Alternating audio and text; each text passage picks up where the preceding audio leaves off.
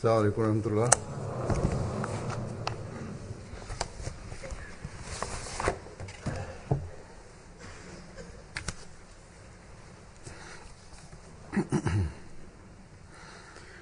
أشهد أن لا إله إلا الله وحده لا شريك له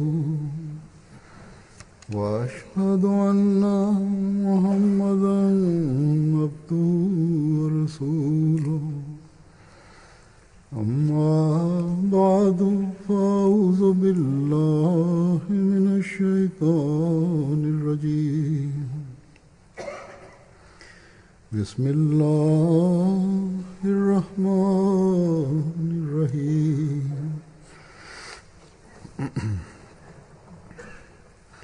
الحمد لله رب العالمين الرحمن الرحيم مالك يوم الدين إياك نعبد وإياك نستعين اهدنا الصراط المستقيم صراط الذين أنعمت عليهم غير المغضوب عليهم ولا الضالين اعلموا أنما الحياة الدنيا لعب ولهو وزينة وتفاخر بينكم وتكاثر في الأموال والأولاد كمثل غيث أعجب الكفار نباته ثم يهيج فتراه مصفرا ثم يكون حطاما وفي الآخرة عذاب شديد ومغفرة من الله ورضوان وما الحياة الدنيا إلا متاع الغرور. इसका तर्जुमा है कि ए लोगो जान Përkthimi I këtij ajeti është: ta dini o njerëz se jeta e kësaj bote nuk është tjetër veç se një lojë, dëfrim dhe zbukurim, si dhe mburje ndërmjet jush e rivalitet për më shumë pasuri dhe fëmijë. Ajo I përngjan arës e cila pas shiut rritet dhe që e gëzon bujkun, por më vonë zverdhet, thahet dhe shikon që mbetet kasht, pluhur. Në botën tjetër, njerëzit e tillë kanë akoma ndëshkime më të mëdha, ose falje Allahut dhe kënaqësia e Tij. Jeta në këtë botë është vetëm një kënaqësi mashtruese. Allahu I Madhrishëm në Kuranin famëlart, në shumë vende në ka tërhequr vëmendjen te kjo pikë, madje në ka tërhequr vërejtjen që jeta e kësaj bote, lehtësirat e saj, pasuria dhe mjetet e saj, të gjitha këto janë të përkohshme, kalimtare. Dhe vlera e tyre është si një lodër ose një mjet zbukurimi dhe asgjë tjetër më shumë. Të mbetesh I shkujdesur nga Zoti pra një njeri që mbetet i shkujdesur nga Zoti, vetëm ai mund të anojë nga këto gjëra, ndërsa një besimtar që synon shkalla të larta të besimit, ai shikon përtej këtyre gjërave. Dhe ai përpiqet të kërkojë dashurinë dhe pëlqimin dhe afrimin me Zotin e Madhrishëm. Ne që kemi pranuar imamin e kësaj kohe dhe Mesihun e premtuar të ardhur sipas profecisë së Muhamedit sallallahu alaihi wasallam, dhe pretendojmë që kemi hyrë në bejtin e tij dhe në xhamatin e tij, mendimet tona pa dyshim duhet të jenë shumë të larta. Ne që e quajmë veten Ahmedian, mund të bëhemi Ahmedian të sinqert vetëm atëherë kur ne dëshirat kalimtare dhe kënaqësitë e kësaj bote nuk i marrim synimet tona.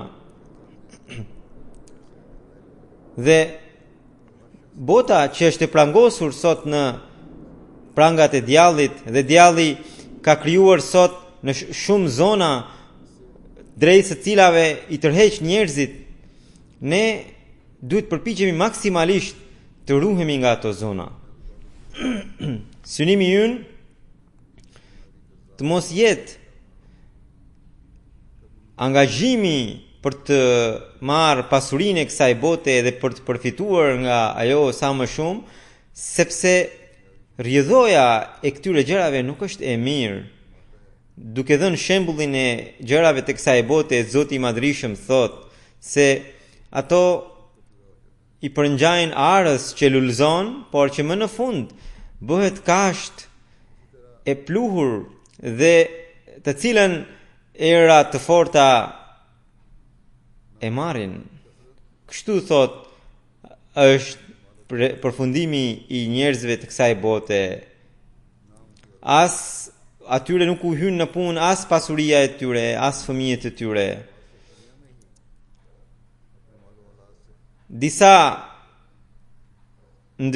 Disa privohen nga këto gjëra që në këtë botë. Dhe nëse dikush nuk e shikon këtë gjë dhe nga materialisht e shikon rezultatin të mirë,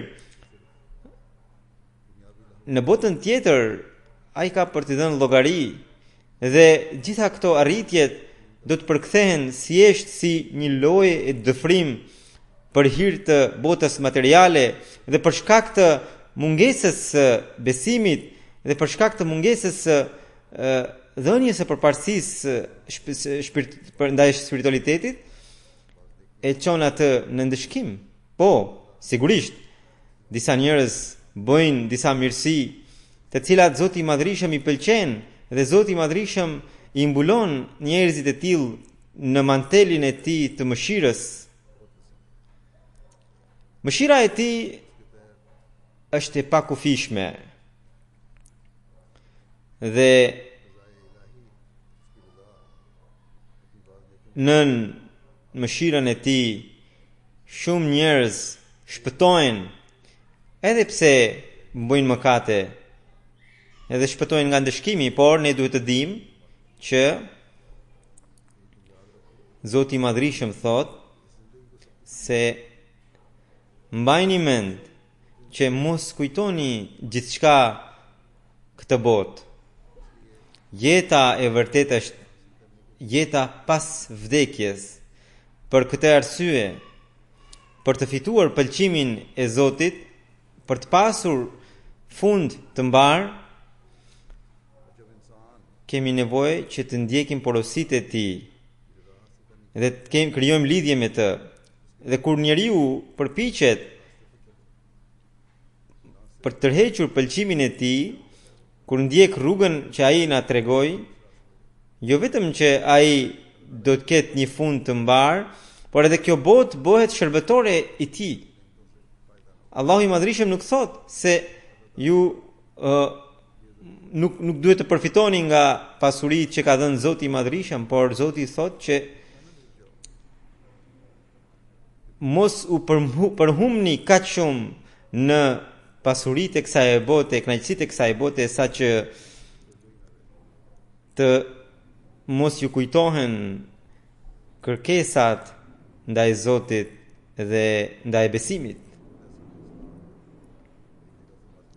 Hazret Mesihu premtuar alayhi salatu wassalam në një vend thot: ata që vinë prej Zotit braktisin botën, dhe kjo do të thot që ata nuk e marrin për qëllim botën, dhe kur ndodh kështu, atëherë bota bëhet shërbëtore e tyre, ndërsa ata që botën e bëjnë synimin e tyre, sado e arrin atë, përfundimisht po shtrohen. Kjo gjë që ka thënë Mesihu premtuar alayhi salatu wassalam është po aq e vërtet edhe sot, siç ka qenë në kohën e tij.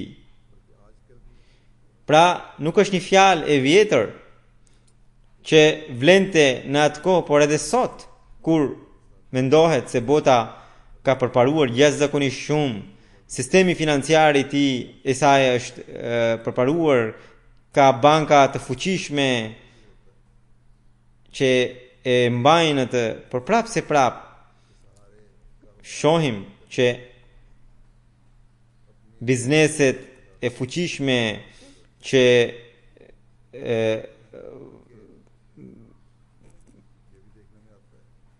falimentojnë.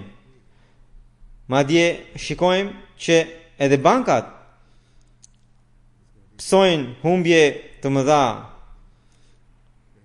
dhe si rjedhoi për ditë shohim në lajme që filan bank ka bërë shkurtime në punësve të saj,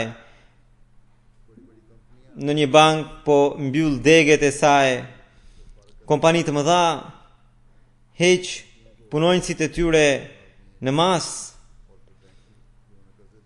shumë kompani pastaj edhe punonjës i tërheqin bankat ose kompanit në përgjukatat, ku ata duhet të detyrohen të tregojnë falimentimet e tyre. Dhe pastaj pasuritë e tyre dalin në ankand dhe ata dalin në rrugë. Në 2008, kriza financiare që kishte rënë, ende shohim pasojat e saj. Shumë biznese kanë falimentuar. Madje janë ndikuar edhe shtetet. Shtetet që kanë arin e zi kujtonin se pasuria e tyre nuk do të përfundoje, por shohim ndryshe. Çfarë ndodhi me ta? Shtetet edhe atje u detyruan të shkurtonin shpenzimet e tyre. U detyruan të heqnin punonjësit e tyre. Vendet islamike, për fat të keq, pra është fatkeqësia e vendeve të islamike që Zoti u ka dhënë një pasuri të cilën mbretërit dhe liderët politik të atyre vendeve, në vend që të përdornin sipas porosive të Zotit të Madhërisëm dhe të kërkonin pëlqimin e Zotit, ata e shpenzuan për qefin e tyre. Pasuria e naftës ose edhe pasuria tjetër që u vin atyre shteteve, në vend që ta përdornin për vendet e varfra islamike, por edhe për banorët e varfër të vendeve të veta që janë të uritur, nuk kanë diçka për të veshur, ata mbushën vetëm arkat e tyre dhe vjojnë të bëjnë të njëjtën gjë. Si rezultat, shohim që ata po poshtrohen edhe përpara botës. Por nuk e kuptojnë. Dhe as nuk e shohin ahiretin nga ndëshkimi i të cilit Zoti frikson. Dhe i ndëshkimi i cili është shumë i dhimbshëm dhe i poshtrues. Sidoqoftë, nuk mund të mohohet që pasuria e kësaj bote, qoftë individuale, qoftë që ajo që u përket bizneseve apo bankave apo shteteve të fuqishme, keq përdorimi i saj sjell e njeriu në ndëshkimin e Zotit. Qoftë në këtë botë, ose në botën tjetër, ose në të dyja botët. Disa njerëz në këtë botë gëzojnë në një përfitim të shkurtër, por në botën tjetër ndeshkohen. Pra është një pikë shumë e rëndësishme që një musliman të sinqert duhet ta friksojë, sidomos atë që beson në Zotin e Madhrishëm.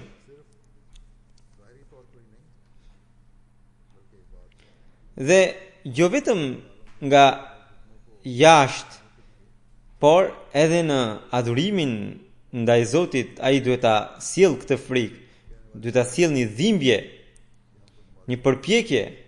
Disa njerëz thonë se ne falim namazet, ne adhurojmë Zotin, agjërojmë.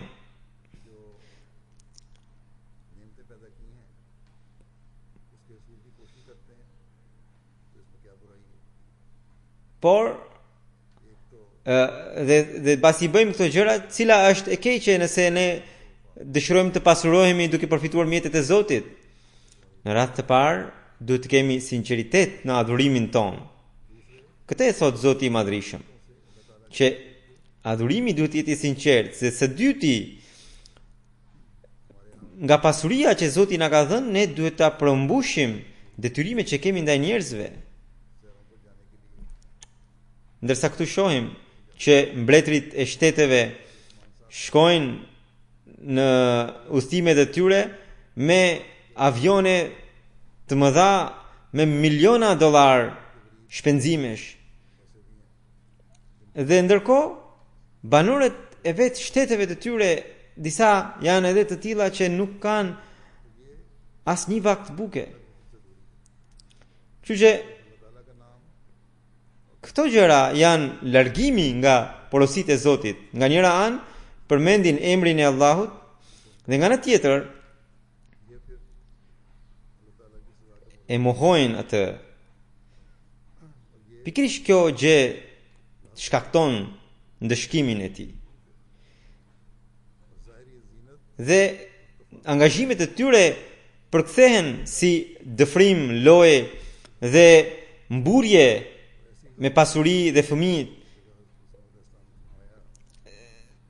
Dhe për njerëzit e tillë, Hazrat Mesiu premtuar alayhi salatu wasalam në një vend tha: namazet përdukje dhe agjërimet përdukje që nuk kanë sinqeritet me vete, nuk kanë asnjë dobi, madje për njerëzit e tillë, për namazet e njerëzve të tillë, Zoti i Madhrishëm thot: "Fawailul lil musallin", që namaz falsit do të shkatërrohen, namaz falsit e tillë do të shkatërrohen. Në realitet, Zoti i Madhrishëm namazet e tilla, Zoti i Madhrishëm dëshiron namazet të cilat na e përmirësojnë spiritualitetin, të cilat na japin energji, frymë që ne t'i përmbushim detyrimet ndaj njerëzve me dhimbje dhe jo me synimin që po u bëjmë në një favor apo mirësi. Edhe këto gjëra më vonë tërheqin bekimin e Zotit akoma më shumë, dhe pasuritë e njerëzve të tillë sjellin bekimet akoma më shumë.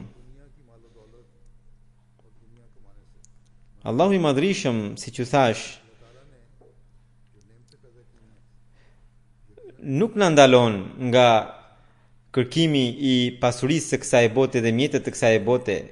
Mjetet që Zoti ka krijuar, bekimet që ka krijuar, padyshim janë të lejuara, por me kusht që ato të arrihen me përmes rrugës së lejuar dhe të shërbehen, të mos krijojnë pengesa për të shërbyer ndaj njerëzimit dhe për të adhuruar Zotin e Madhrishëm. I dërguari Allahu sallallahu alaihi wasallam ishte i shqetësuar për umetin e tij për këtë gjë, sepse atë revolucion të pastër që ai kishte sjell tek sahabët e tij, të cilët siç e kuptuan shpirtin e dhënies së përparësisë së ndaj besimit mbi botën, të mos zhduke tek muslimanët e mëvonshëm. Kështu që një herë i dërguari Allahu sallallahu alaihi wasallam tha se un kam frikë për umetin tim, mas shumti për një gjë, dhe ajo është, pra nuk është frikë, por shqetësim, dhe ajo është që umeti im të mos ndjek vetëm dëshirat e kësaj bote, edhe të mos angazhohet në planifikime të mëdha të arritjeve të kësaj bote. Dhe si rezultat do të largohet nga e vërteta. Dhe si rezultat të angazhimit të planifikimeve të kësaj bote, do të largohet nga ahireti. I dërguari Allahu sallallahu alaihi wasallam tha: o njerëz, kjo botë ka filluar udhëtimin e saj, dhe edhe ahireti është nisur nga drejtimi tjetër. Të dyja gjërat kanë filluar udhëtimin e tyre, pra bota po shkon drejt fundit të saj, ndërsa ahireti po vjen drejt fillimit të vet. Dhe thot që të dyja këto kanë shërbëtor të tyre. Pra disa janë bërë shërbëtor të ahiretit që shqetësohen për Zotin, dhe disa janë bërë shërbëtor të Zotit, të botës. Edhe profeti sallallahu alajhi wasallam thot, nëse keni mundësi të mos bëheni shërbëtor të botës, bëjeni këtë gjë. Edhe tani që jeni në qendrën e angazhimeve, pra në logun e veprimtarisë, bëjni sa më shumë vepra për ahiretin, sepse në ahiret ju nuk do të jeni më për të bërë vepra. Kështu që kjo botë është shtëpia e veprave, dhe veprat e kësaj shtëpie në botën tjetër do të sjellin shpërblime. Sa fatlum do të jenë ata mes nesh që do ta kenë parasysh këtë gjë, që kjo botë është thjesht një mjet lodër dhe zbukurim dhe mburje për njëri tjetrin në pasuri dhe fëmijë, dhe vlera e kësaj është vetëm sa një ar që fillimisht duket e lulëzuar, që më pas mbetet kasht e pluhur, të cilën e marrin erëra. Ajo që është rëndësishme është kërkimi i pëlqimit të Zotit. Këtë e thot edhe profeti Muhammed sallallahu alaihi wasallam, që bëni vepra të mira në mënyrë që të fitoni pëlqimin e Zotit Madhrishëm. Sahabët e profetit ridwanullahu alaihim gjithnjë rinin në kërkim se në çmë mënyrë të fitojnë pëlqimin e Zotit të Madhrishëm edhe të bënin vepra të mira. Dhe këtë gjë ata vazhdimisht e pyesnin profetin Muhammed sallallahu alaihi wasallam. Kështu që një herë një njeri nga i njëjti synim e erdhi tek profeti sallallahu alaihi wasallam dhe e pyeti: o i dërguari i Allahut, më tregoni një punë kur ta bëj atë, të më doj Zoti i Madhrishëm dhe gjithashtu të më doj edhe njerëzit e tjerë. Kështu që pra pyetja e tij ishte për një punë e cila t'i sillte dashuri të dyfisht. I dërguari Allahu sallallahu alaihi wasallam tha: largoje dashurinë ndaj botës nga zemra jote, Zoti do të fillojë të dojë ty. Dhe mos ki lakmi ndaj pasurive dhe mjeteve të njerëzve, dhe njerëzit do të fillojnë të duan ty. Ishte përgjigja e profetit Muhammed sallallahu alaihi wasallam. Pra, shkëputja nga bota ose shpërfillja ndaj botës nuk do të thotë që njeriu të shkëputet nga shoqëria, të mos martohet ose të mos ketë fëmijë, të mos mendojë për detyrimet ndaj fëmijëve, ndaj bashkëshortes, ose të shkatërroje biznesin e vetë dhe të ri duar kryq pa u lodhur, edhe të bëhet si një prift hindu. Islami nuk dëshiron një gjë të tillë. Ne kemi përpara modelin e profetit Muhammed sallallahu alaihi wasallam, i cili edhe u martua, përmbushi detyrimet ndaj bashkëshorteve, ai ka pasur edhe fëmijë, ka përmbushur detyrimet ndaj fëmijëve, atij kanë ardhur pasuritë. Disa herë i vinin tufa të mëdha të baktive dhe sipas rrëfimeve disa herë ai pa asnjë ngurrim jepte një jo muslimani, një qafiri madje, i cili thjesht e shikon nga lakmia duke thënë: nga që po e shikon me kaq lakmi këtë tuf baktish, merre. Pra, pavarësisht nga pasja e të gjitha këtyre bekimeve, ai i përmbushi detyrimet ndaj njerëzve. I dërguari Allahu sallallahu alaihi wasallam tha që ju keni për detyrë të ndiqni praktikën time e të mos bëheni i përkor, domethënë i thon asaj që heqin dorë nga çdo gjë e kësaj bote, as nuk martohen e tjera. Kështu që ne duhet të kuptojmë që thelbi i kësaj porosie është që bota të mos bëhet pengesë në adhurimin ton edhe në përmbushjen e detyrimeve që kemi ndaj Zotit dhe ndaj njerëzve. Bolloku i pasurisë nuk duhet na shmang vëmendjen ton ndaj porosive të Zotit. Dhe po ashtu nuk duhet kemi lakmi ndaj pasurive të njerëzve, sepse pikërisht shikimi lakmitar është ai i cili sjell pasoja.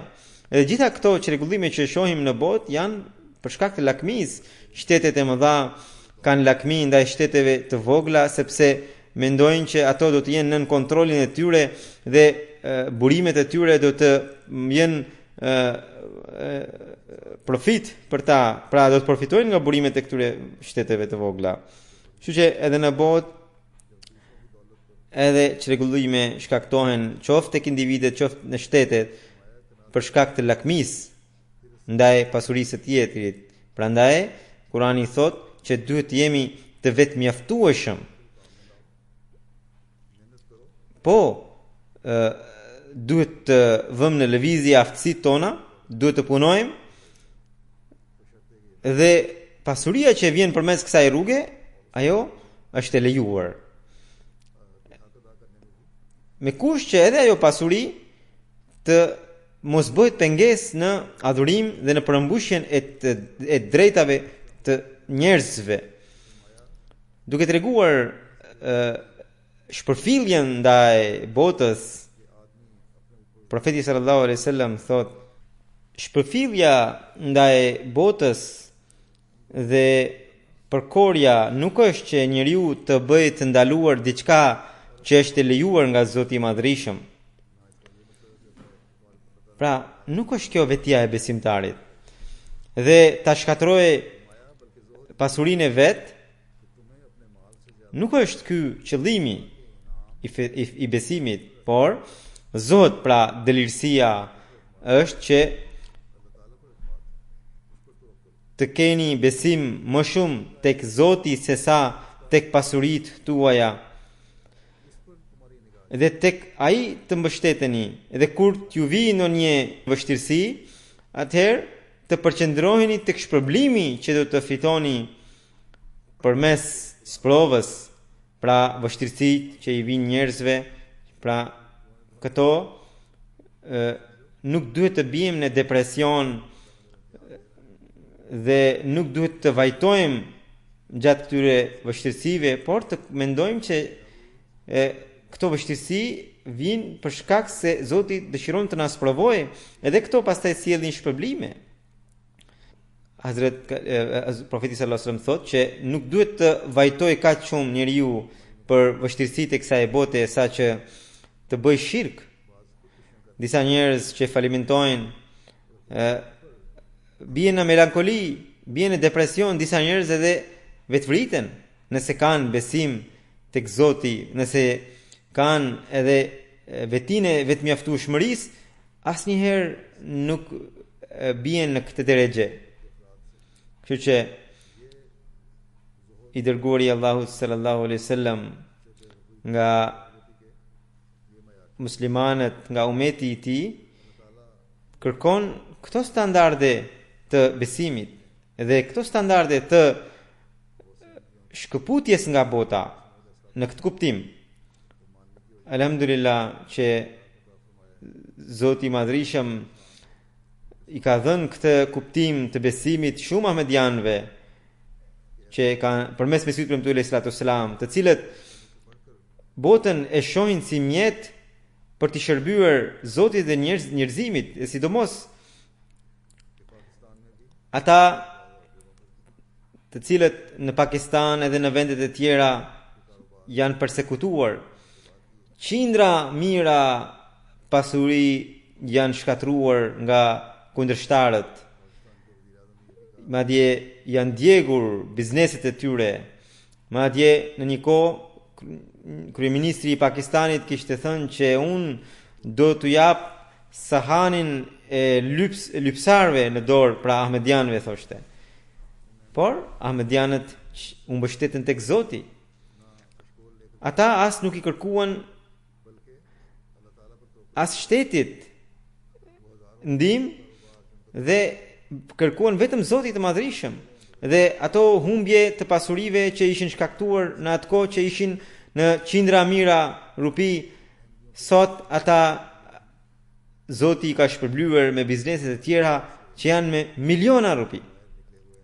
Kështu që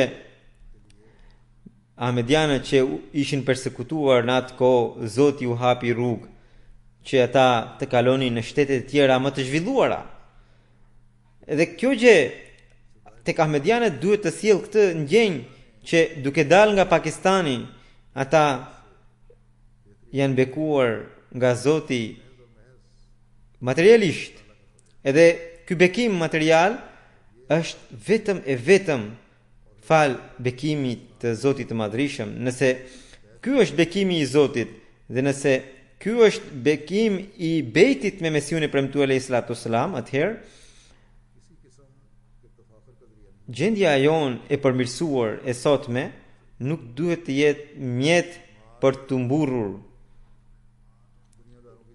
dhe nuk duhet të jemi si njerëzit e tjerë të kësaj bote që bien përmbys mbi pasurinë e kësaj bote. Dhe nuk duhet të kemi lakmi ndaj njerëzve të tjerë të pasur.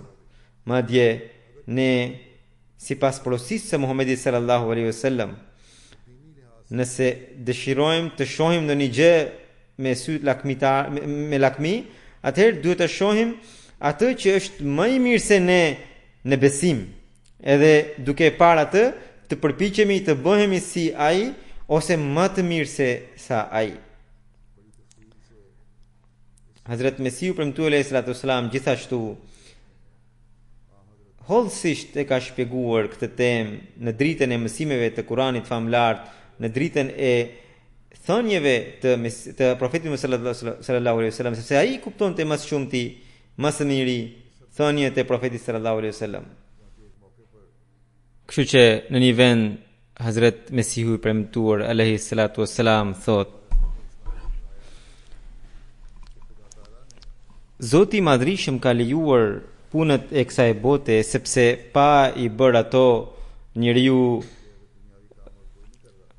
hyn në sprov, sepse për shembull nëse kushtet financiare janë të këqija dhe edhe kjo njeriu e sjell në sprov, sepse Mesihu ibn Islam vijon për shkak të kësaj prove shpesh njeriu bëhet vjedhës, pra vjedh, luan bigjoz dhe i rëmben pasuri dikujt tjetër dhe merr një sër vesësh të ndryshme. Por çdo gjë e ka një kufi. Këtë duhet ta mbajmë mend. Mjetet edhe punët e kësaj bote duhet i bëni deri në atë kufi që ato të mbeten shërbëtore në rrugën tuaj të besimit. Edhe në punët e kësaj bote, synimi juaj duhet të jetë arritja e besimit. Pra, asnjëherë besimi nuk duhet të marrë një çështje dytësore. Mund të kërkoni pasurinë e botës, mund të përfitoni nga ajo, por çdo çast duhet të keni frikë ndaj Zotit, çdo çast duhet të keni porositë e besimit. Mesihu premtuar Islam vijon, prandaj nuk ju ndalojmë nga punët e kësaj bote, por as nuk ju themi që ju të angazhoheni tërësisht vetëm në punët e kësaj bote, duke e lënë tërësisht bosh hapësirën e Zotit. Pra, në kohën e namazit të mbeteni duke lundruar në internet, duke parë filma, duke parë emisionet e tjera të kësaj bote, kjo nuk duhet të ndodhë.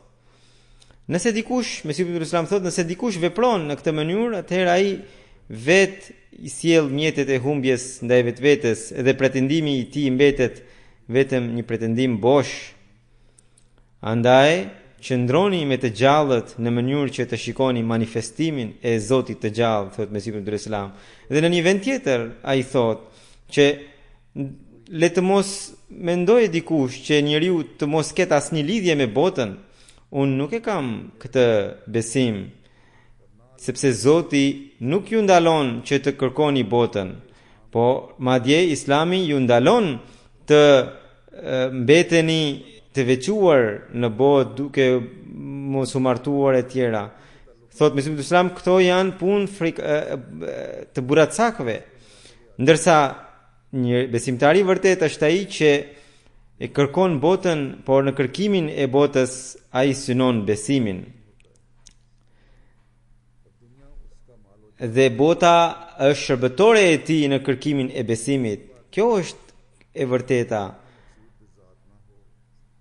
Pra Mesihu ibn Islam thot që në kërkimin e botës qëllimi juaj duhet të jetë besimi dhe duhet ta kërkoni botën në atë mënyrë që ajo të bëhet shërbëtore juaj. Thot ashtu siç njeriu për të udhëtuar nga një vend në një vend tjetër merr plaçkat dhe bukën, ai qëllimi i tij primar është arritja në destinacionin tjetër dhe jo përfshirja vetëm në mjetet e rrugës. E njëjta gjë është edhe me botën dhe besimin. Pastaj Mesihu premtuar sallallahu alaihi wasallam duke shpjeguar lutjen e Kuranit, Rabbana atina fid dunya hasanatan wa fil akhirati hasanatan wa qina adhaban nar, thot që Zoti i Madhrishëm na ka mësuar lutjen që Rabbana atina fid dunya hasanatan wa fil akhirati hasanatan wa qina adhaban nar. Edhe në këtë lutje botës i ka dhënë përparësi, por cilën botë? Botën që asaj bote që sjell mirësi për botën tjetër. Pra lutja që është, o Zot, na jep të mirat e kësaj bote dhe të mirat e ahiretit. Mesihu premtuar Islam thot që kjo lutje tregon që njeriu duke synuar të mirat e kësaj bote duhet të ketë parasysh të mirat e botës tjetër. Dhe kjo lutje sjell edhe mësim për besimtarin se në çfarë mënyre ai duhet ta kërkojë botën. Pra, duhet ta kërkoni botën vetëm në mënyrën që edhe kjo botë të bëhet mirësi për ju, por ajo mirësi t'ju shkaktojë edhe mirësinë e botës tjetër. Dhe të kërkoni në atë mënyrë që të kënaqni Zotin edhe të mos turpëroheni edhe para njerëzve duke treguar realitetin e ndeshkimit Mesihut ul Islam thot që duhet të dini se çfarë është xhehenemi. Një xhehenem është ai i cili është premtuar pas jetës së kësaj bote për ta njerëz që shkelin porositë e Zotit, dhe një xhehenem tjetër është në këtë botë. Zoti i Madhërisëm nuk kujdeset për një njeri i cili nuk kujdeset për Zotin. Mos mendoni që pasuritë e kësaj bote, fëmijët tuaj ose diçka tjetër ju sjellin kënaqësi, lumturi të përhershme apo dikë tjetër. Dhe mos mendoni se ato gjëra janë si xhenet i kësaj bote. Jo. Këto nuk janë xhenetet.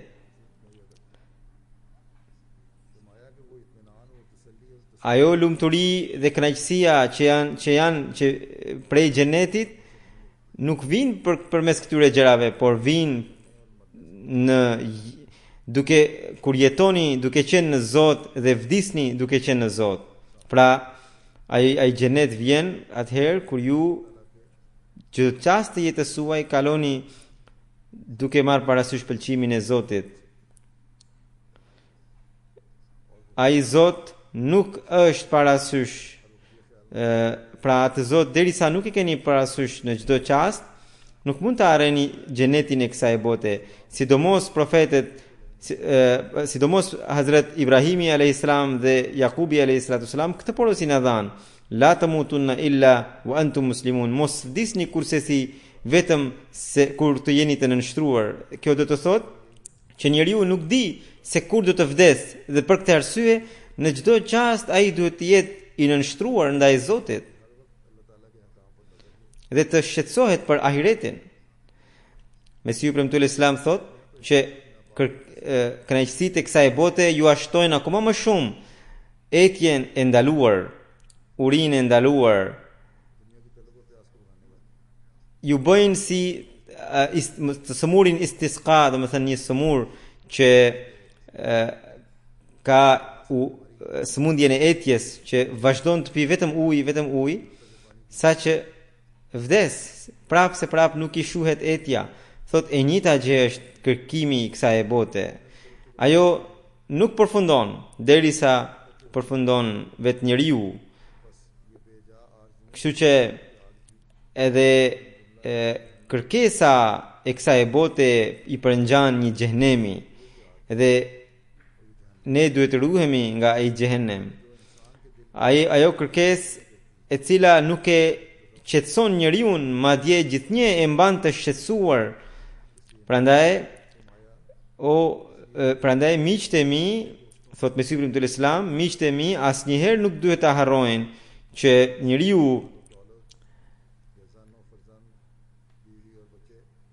nuk fiton lumturi në kënaqësitë e kësaj bote, në kënaqësitë e grave, në kënaqësitë e fëmijëve, dhe miqtë e mi nuk duhet të kenë të angazhuar, nuk duhet të jenë të angazhuar në këtë drejtim aq sa që të krijohet një perde midis tyre dhe Zotit, sepse po u bë kështu atëherë shkaktohet një xhehenem, thot Mesihu premtuar selam, dhe është ajo që thot Zoti i Madhërisëm, narullahil muqadatu allati tattali'u 'ala al-afida, është zjarri i Allahut i ndezur fort që sulmon drejt zemrën. Kështu që Mesihu premtuar selam thot se xhehenemi i kësaj bote e bën njeriu, ja bën zemrën njeriu shkrum e hi, sepse ai digjet në dashurinë e kësaj bote, në dashurinë e njerëzve të kësaj bote. Pra, lehtësitë e kësaj bote, pasuria e kësaj bote të mos bëhet pengesë mes nesh për të shkuar drejt Zotit. Gjendja jonë e përmirësuar nga ana financiare le të mos bëhet pengesë që ne të kujdesemi për të doptit tanë. Po ashtu, ne të luajmë rolin ton siç duhet në përhapjen e Islamit. Ky është edhe qëllimi i ardhjes, qëllimi i bejtit me Mesihut sallallahu alaihi wasallam, që ne të përmbushnim detyrat ndaj Zotit dhe detyrat ndaj njerëzve dhe ta përmbushim gjithashtu detyrën e përhapjes së Islamit. Vetëm në këtë mënyrë ne mund ta përmbushim betimin ton që i t'japim përparësi besimit mbi botën. Zoti bëft që ne gjithmonë të jemi në kërkim të pëlqimit të Zotit dhe xhenemi, kënaqësia mashtruese e kësaj bote asnjëherë të mos bëhet synimi ynë. Ne të shpëtojmë nga xhenemi edhe i kësaj bote edhe i botës tjetër. Zoti na mundsoft xhenet edhe në këtë botë edhe në botën tjetër. Pas namazit do të udhëheq 2 gjenaze ghaib. Gjenazja e parë është e Bisharat Ahmed Sahibit, të birit Muhammad Abdullah Khan Sahibit nga Khanpuri, Pakistanit, i cili ra dëshmor më 3 maj. Inna lillahi wa inna ilaihi raji'un. Sipas të dhënave, Bisharat Ahmed Sahibi në Khanpur e ka pasur shtëpinë, edhe aty ka pasur një pik karburanti që ishte 5 kilometra larg shtëpisë. Më 3 maj në orën 8 të darkës, si zakonisht ai po kthehe nga puna e tij drejt shtëpisë, nuk ishte kaluar ende 1 kilometër që një njeri pa njohur erdhi me motor dhe qelloi me armë zjarri në kokë, cila ja përshkoi në anën tjetër, edhe ai ra dëshmor me njëherë. Pas 10 minutash afërsisht, edhe dhëndri i tij u nis për në shtëpi gjatë rrugës pa një turm që ishte mbledhur rreth vjerit të tij. Ai më njëherë thiri ambulancën, mirë po përpara se të vinte ambulanca, i ndjeri kishte rënë dëshmor. Dhe dhëndri i tij fillimisht mendonte që pati ndonjë aksident, por vetëm kur e quhen në spital, mjeku tha se ku ka një plumb në kokë, kur i than policisë bën post mortem, dhe ata thanë se është një vrasje me pistën e të qenit Ahmedian. Pra, për shkak se është Ahmedian, ai u vra.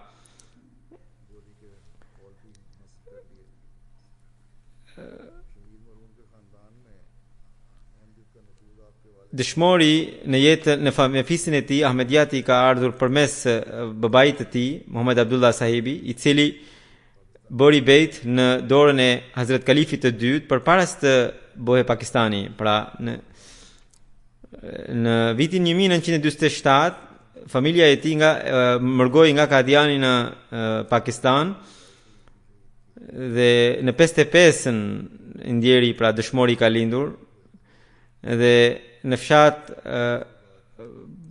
bëri shkollën e parë fillore, dhe më pas në Ahmednagar kreu studimet e para, dhe pastaj u punësua në Terbela Dam, dhe më pas për pak kohë ai shkoi në Dubai, dhe pastaj u kthye në Karachi.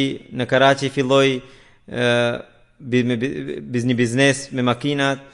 Edhe në 85-ën, kur në Karachi gjendja ishte përkeqësuar, ai u mërgua në Khanpur dhe hapi pikën e karburantit, edhe në moshën 62 vjeçare ai ra dëshmor. Ai pati mundësi të shërbente xhamatit në poste të ndryshme. Prej 3 vitesh ishte edhe presidenti i xhamatit të Khanpurit. Kishte veti të shumta, ishte shumë i buzëqeshur. Gjithmonë përpiqet ti mbante edhe të tjerët të kënaqur. Çdo shërbim që xhamati jepte e kryente me shumë përkushtim. Xhamia e Khanpurit, që është xhamia e xhamatit, ndaj xhamis kujdese shumë, bënte shumë punë për xhamin, mbante pastër, mbante edhe uborin me lule, edhe këto shpenzime i bënte personalisht, pra nga xhepi vet. Ai ishte shumë i përpikt edhe në kontributet financiare, jo vetëm për veten e tij, dhe gjithë fisin e inkurajonte për këtë gjë, dhe ishte shumë i pastër në marrëdhëniet financiare. Një prej vetive të tij ishte i përpikt në namazet gjithmonë, kishte lidhje të fortë me kalifatin, edhe fëmijët i porosiste që të qëndronin të lidhur me kalifatin. Ai la pas bashorten edhe fëmijët. Allahu ja ngrit nivelet në xhenet dhe fëmijëve dhe bashortes u dhënë durim. Gjenazja e dytë është profesores Tahira Pervin Malik sahibës, e cila ishte bija e Muhammad Abdullah sahib marhumit. Ajo ishte profesore në Universitetin Punjab, edhe ajo më 17 prill u qellua me thik nga në punës i universitetit dhe e bëri dëshmore. Edhe pse ai në punës kishte hyrë në universitet për të bërë një vjedhje, edhe kjo ishte dëshmitare e aktit sti, por në Pakistan të jesh ahmedian, të tjerët kanë një licencë që ti të vrasin, edhe pastaj ai nuk përndiqet penalisht. Këtë guxim e kishte edhe ai, pra ai vjesi, kur pa që dëshmitarja ishte ahmediane, ai shkoi në shtëpinë e saj, në cilën ajo jetonte, dhe e vrau. Ishte shumë e zonjë, edhe vitin e kaluar, edhe pse kishte dalë në pension, universiteti kishte kërkuar të ripunësohe për shkak të nivelit të lartë të mësimdhënies së saj. Në fisin e saj, ahmediati ka hyrë në përmes gjyshit që ishte sahabi me sytë premtu alayhi salatu wassalam, dhe babai i saj gjithashtu ishte misionar, pra i dedikuar, më falni, edhe për një kohë të gjatë ai shërbeu në Talim al-Islam College, ka shërbyer xhamatit. Gjatë ndarjes së indisë të Pakistanit, babai i saj ka shërbyer edhe në sigurimin e xhamatit, pra ishte shumë e zonjë, dhe mësimet e para i kreu në Rabwa, dhe pastaj në Lahore, dhe pastaj në Universitetin Punjab, dhe pastaj shkoi në Amerikë, pra në Kaliforni, për të bërë MPhil, pra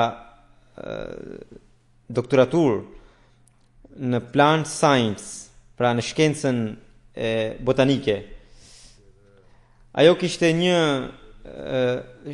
dhimbje që bashorti i saj, që u nda për shkak se kjo ishte ahmediane, bashkë me bashortin ishte ndarë edhe e bija. Allahu bëft vajzën e saj që të pranojë xhamatin, edhe të marrë ajo lutjet e së ëmës, kështu që siç u thash, do ta udhëheq edhe xhenazën e saj gaje pas namazit.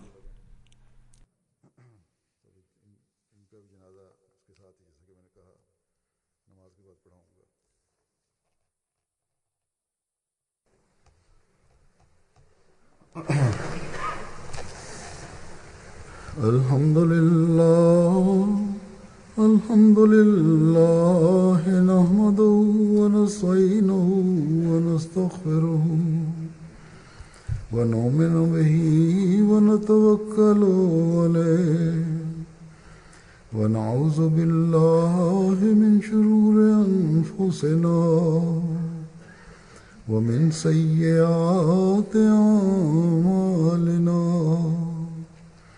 من يهده الله فلا مضل له ومن يضلل فلا هادي له ونشهد أن لا إله إلا الله ونشهد أن محمدا عبده ورسوله عباد الله رحمكم الله إن الله يأمر بالعدل والإحسان وإيتاء ذي القربى وينهى عن الفحشاء والمنكر والبغي يعظكم لعلكم تذكرون اذكروا الله يذكركم